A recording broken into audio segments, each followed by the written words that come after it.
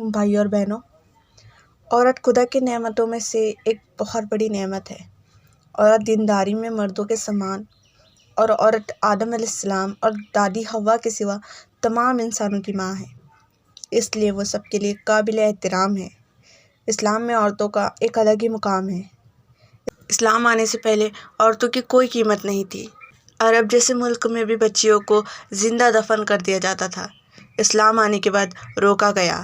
قرآن میں اللہ کا حکم آیا، اللہ ان زندہ بچیوں سے پوچھے گا کہ کس ظلم میں تمہیں دفنایا گیا۔ عورت کا وجود انسانی تمدن کے لیے بہت ضروری ہے۔ اگر عورت نہ ہوتی تو مردوں کی زندگی جانور سے بھی بدتر ہوتی۔ عورت بچپن میں بھائی بہنوں سے محبت کرتی ہے، بڑے ہو کر شادی کے بعد شوہر سے محبت کرتی ہے، اس کی عزت کرتی ہے، ماں بن کر اولاد سے محبت کرتی ہے۔ عورت کا اللہ نے بہت بلند مقام بنایا ہے۔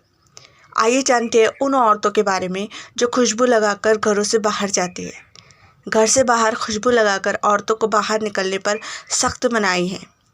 جو عورتیں گھر سے باہر خوشبو لگا کر نکلتی ہیں، ایسی عورتوں کو حضور پاک صلی اللہ علیہ وسلم نے زانیہ عورت کہا ہے۔ زانیہ کا مطلب ہے زنا کرنے والی۔ جو عورتیں گھر سے باہر پرفیوم لگا کر نکلتی ہے، اس کو سخت منائی ہے۔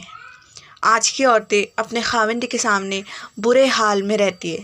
بیچارہ خاوند دن بھر کے کام کرنے کے بعد باہر سے آتا ہے تو میلی کچیلی کپڑوں سے بدبو آتی ہوئی بیوی کو دیکھتا ہے۔ وہی عورت اگر اسے شادی یا پارٹی وغیرہ میں جانا ہے تو بڑھیا کپڑے، میک اپ اور خوشبودار پرفیوم لگا کر جاتی ہے تاکہ لوگ ان سے متاثر ہوں، ان کی تعریف کریں۔ یہ ایک اچھی عورت کی نشانی نہیں ہے۔ حضور پاک صلی اللہ علیہ وسلم نے ارشاد فرمایا، جو بھی عورتیں خوشبو لگا کر نامحرم مردوں کے پاس سے اس لیے گزرے کہ وہ اس کی خوشبو سونگھ لے تو ایسی عورت زانیہ ہے، یعنی زناکار ہے۔ جو عورتیں خوبصورت لباس پہن کر اور خوشبو لگا کر باہر نکلتی ہے تو ہم یہ نہیں کہتے کہ اس کی نیت خراب ہے، لیکن یہ ضرور ہے کہ اس عورت نے مردوں کی نیت میں خلل ڈالا ہے۔ جہاں اللہ تعالیٰ مردوں کو حکم دیتے ہیں کہ اپنی نگاہیں نیچے کرو، تو دوسری طرف عورتوں کو بھی حکم دیتے ہیں کہ عورتیں ایسے کام نہ کریں کہ جس سے مرد نہ چاہتے ہوئے ان کی طرف متوجہ ہو جائے۔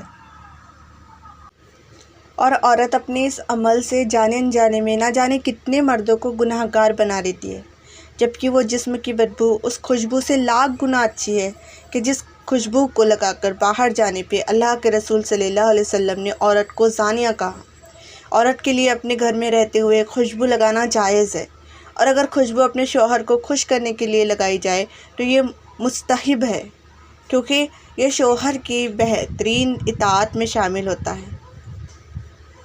لیکن اگر عورت خوشبو لگا کر باہر نکلے، یہ اسے غیر محرم اور اجنبی مرد سونگھے اور اس کی خوشبو پائے تو یہ حرام ہوگا، اور اس عمل پر عورت گناہ گار ہوگی، کیونکہ اس عورت نے مردوں کو فتنے میں ڈالا ہے اور اس کے لیے اور خود کے لیے زنا کے دروازے کھولے ہیں، جیسے کہ حدیثوں میں آتا ہے۔ زینب ثقفیہ رضی اللہ تعالی عنہ بیان کرتی ہے کہ رسول اللہ صلی اللہ علیہ وسلم نے فرمایا، جب تم میں سے کوئی عورت مسجد کی طرف جائے تو وہ خوشبو کے قریب بھی نہ جائے۔ حضرت ابو ہریرہ رضی اللہ تعالی عنہ بیان کرتے ہیں کہ رسول پاک صلی اللہ علیہ وسلم نے ارشاد فرمایا، جس عورت نے بھی بخور یعنی کہ خوشبو کی دھونی لی، وہ ہمارے ساتھ عشاء کی نماز میں مت آئے۔ موسیٰ بن یسر بیان کرتے ہیں کہ ابو ہریرہ رضی اللہ تعالی عنہ کے پاس سے ایک عورت گزری جس سے خوشبو آ رہی تھی۔ وہ کہنے لگے، اے اللہ او جبار کی بندی، کیا تم مسجد جانا چاہتی ہو؟ وہ عرض کرنے لگی، جی ہاں۔